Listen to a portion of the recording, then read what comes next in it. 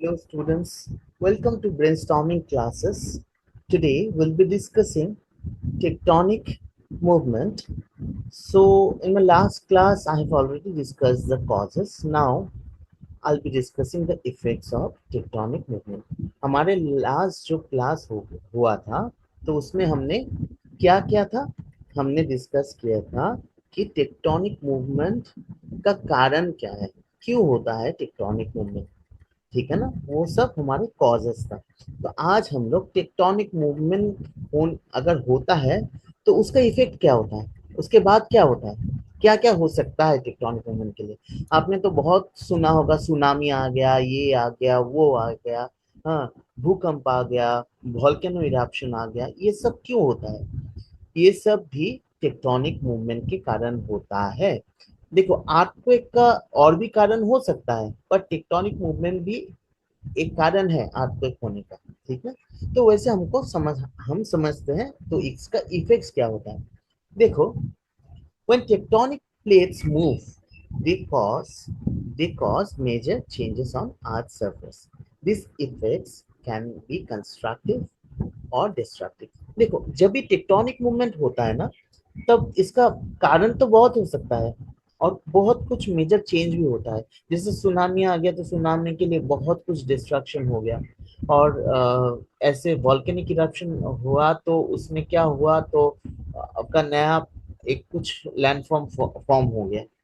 तो ऐसा बहुत कुछ हो सकता है। पर उसमें कंस्ट्रक्टिव अगर कुछ होता है, अगर नया कोई लैंडफॉर्म बन रहा है, मतलब नया कोई जगह बन रहा है, तो ये दूसरा बात है, वो कंस्ट्रक्टिव है। पर डिस्ट्रक्शन ही ज्यादा होता है, हमने देखा है। देखो, कोई एक जगह में कंस्ट्रक्शन होगा तो दूसरे एक जगह में डिस्ट्रक्शन भी हो सकता है। ठीक ना, तो कभी नदी अपना दिशा भी चेंज कर देता है ना, आपने सुना होगा।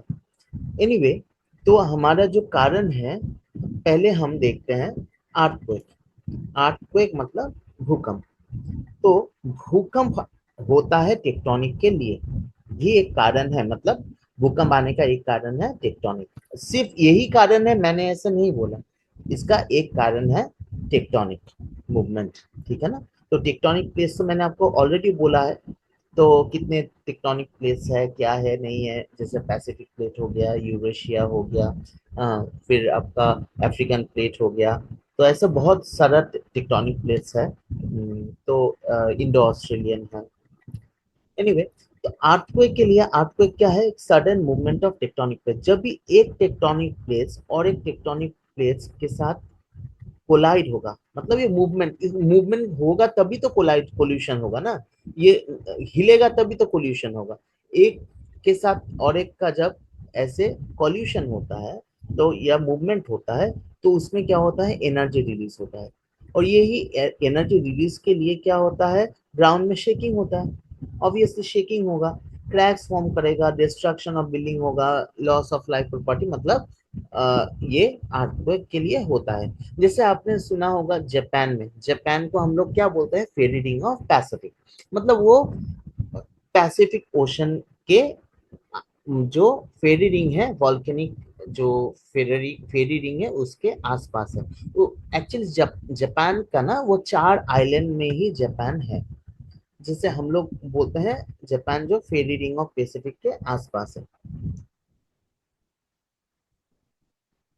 फेरी रिंग ऑफ पैसिफिक। अभी देखो, अभी ये जो मैं बोल रहा हूँ, ये जो फेरी रिंग ऑफ पैसिफिक है, तो जापान, पूरा जापान में ना अगर मैं बोलूँ तो 4 आइलैंड है, मतलब मेजर, जैसे होकाइडो, हॉन्शो, शिकोको और क्योशो। तो आपको लगेगा कि मतलब मैं क्यों बोल रहा हूँ, ये क्यों बोल रहा हूँ, क्योंकि जापान सबसे ज्यादा अर्थक्वेक वो एक्सपीरियंस करता है, सबसे ज्यादा।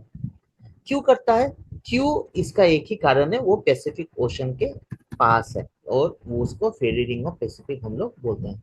ठीक ना, तो ग्राउंड शेकिंग और ये सब उन लोगों को इसलिए उन लोगों का कंस्ट्रक्शन भी अलग तरह से होता है, बिल्डिंग का कंस्ट्रक्शन जापान में।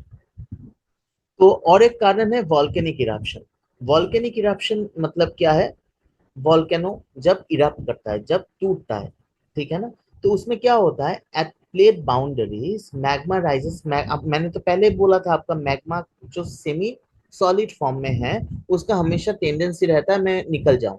मैं यहाँ से निकल जाऊं, अंदर से आर्क क्रास के अंदर जो है, आर्क के जो अंदर है वहां से मैं निकल जाऊं, ऊपर आ जाऊं। तो वो जब टेंडेंसी होता है, this leads to volcanic eruption. वो तो आहिस्ता निकलेगा नहीं, वो जब निकलेगा तो गलगल निकलेगा ना। तो जब निकलेगा उसके साथ बहुत सारा गैसेस और वो सब भी निकलेगा, तो वो प्रेशर में रहता है। जब भी वो निकलता है तो बहुत प्रेशर से निकलता है, तो इसके लिए अर्थक्वेक होता है, सराउंडिंग एरिया में हो जाता है। माउंटेन फॉर्मेशन देखो, माउंटेन फॉर्मेशन में क्या होता है, जब जब भी दो प्लेट कोलाइड करता है, कोलाइड मैंने आपको पहले ही बोला, जब एक प्लेट और एक प्लेट के साथ टक्कर होता है, तो the land is pushed upward. जैसे मैं आपको अगर कुछ ऐसे डायग्राम जैसा अगर मैं बना के दिखाऊं, तो क्या होगा, आप पकड़ लो। एक एक्चुअली मैं फिर भी मैं आपको कोशिश करता हूँ मैं दिखाने के लिए कैसे होता है पॉल्यूशन, ठीक है ना। पकड़ लो, ये एक लैंडफॉर्म है, ठीक है। और ये भी एक ये भी एक लैंडफॉर्म है, ठीक है। ये दोनों में कॉल्यूशन हुआ, हो गया। तो अभी क्या होता है माउंटेन फॉर्मेशन में, जो जो सॉफ्ट होगा, ये जैसे सॉफ्ट है, ये सॉफ्ट लैंडफॉर्म जो होगा, तो वो ना कॉल्यूशन होने के बाद वो क्या होगा, वो टूटेगा नहीं, वो ऐसे उठ जाएगा। वो टूटेगा नहीं, क्या होगा, सॉफ्ट है ना, तो वो उठ जाएगा। तो ये हार्ड वाला क्या है, नीचे में जब भी जितना भी ये नीचे में धसेगा, ये उतना ही ऊपर आ जाएगा। तो ऐसे ही माउंटेन बनता है। जैसे हिमालय, हिमालय आपको पता होगा, what is Himalaya, Himalaya is a Yang fold mountain, हम लोग उसको यांग फोल्ड माउंटेन बोलते हैं। क्यों, वो बहुत पुराना है पर फिर भी हम इसको यंग बोलते हैं। इसका कारण एक ही है, क्योंकि हिमालय जो है ना, वो अभी भी बढ़ रहा है। उसका 8,848 मीटर हाइट है, मतलब अभी तक हम आप पकड़ लो, उसका 8,848 मीटर हाइट है।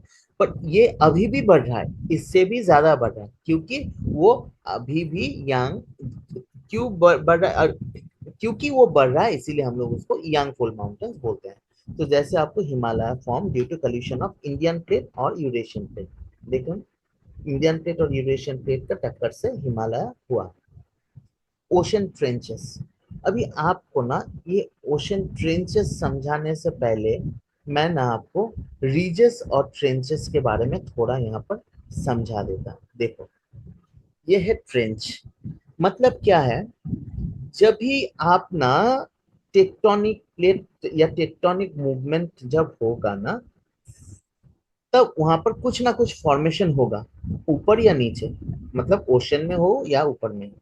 तो ये ट्रेंच एक ऐसा फॉर्मेशन है जहां पर क्या होता है, tectonic plate slide under another, एक टेक्टोनिक प्लेट और एक टेक्टोनिक प्लेट के अंदर स्लाइड कर रहा है। मतलब जैसे ऊपर में, मतलब ये अगर आप इसको, ये पूरा पिक्चर को अगर आप उलट दो, तो ये देखिएगा आप अंदर में ना, ये ऊपर का माउंटेन जैसा बन रहा है, अगर इस ये उल्टा हो जाए तो यही चीज, जैसे ऊपर में माउंटेन होता है, नीचे में भी ये ऐसे डीप होता है। तो यही डीप को हम क्या बोलते हैं, ट्रेंच, ठीक है ना। इसको हम लोग क्या बोलेंगे, ट्रेंच। तो ये, जैसे ये मेरियाना ट्रेंच का बारे में बोला गया है, तो इसका डेप्थ बहुत ज्यादा होता है। तो हम यहाँ पर डेप्थ इन मीटर्स, हम लोग मीटर्स में भी करते हैं, और बहुत कोई फैथम में भी बोलते हैं इसको, फैथम, ठीक है ना। तो ये जो नीचे, ये धसता जा रहा है, तो जितना भी धसेगा इसको, इसका क्या बोलेंगे हम लोग, ट्रेंच। नीचे में एक गड्ढा है बहुत, मतलब एक होल जैसा है, ठीक ना। और रीच क्या होता है, यही ट्रेंच अगर उलट जाएगा तो एक पहाड़ हो जाएगा, तो वही पहाड़ को हम रीच बोलेंगे। ये देखो, ये देखो, ये अटलांटिक ओशन और mid Atlantic reach, Atlantic ocean में मिड अटलांटिक रीच, ये देखो पहाड़ जैसा बन रहा है, एक लैंडफॉर्म बन रहा है ना। तो ये form when two tectonic plates move apart and magma rises to form new crust, magma ऊपर में आके नया क्रस्ट बन रहा है, ठीक है। तो मिड अटलांटिक रीच, इसको अटलांटिक, मिड अटलांटिक रीच बोला जाता है। अभी आपको समझ में आया होगा। तो ट्रेंच क्या होता है, ये डीप होल करता है कल्यूशन के लिए, और रीच क्या होता है, अंडर वाटर माउंटेन बनाता है। देखा ना आपने। तो ये आपको समझ में आ गया होगा अभी। अभी चलो हम ऊपर के बाकियों को समझते हैं। तो क्या है ओशन ट्रेंच? एक कारण है, क्योंकि ओशन ट्रेंच जब भी बनेगा, व्हेन ओशन प्लेट स्लाइड, जब भी स्लाइड करेगा अंडर ए कॉन्टिनेंटल प्लेट, एक कॉन्टिनेंटल प्लेट के अंदर ही और एक ओशन का प्लेट जब स्लाइड करेगा, तो वहां पर क्या होगा, ट्रेंच फॉर्म होगा। तो ये एग्जांपल है मेरियाना ट्रेंच का। ठीक है, इसके कारण ये भी एक कारण होता है, क्योंकि इसका इफेक्ट होता है, ये भी एक इफेक्ट हो सकता है। ठीक है ना।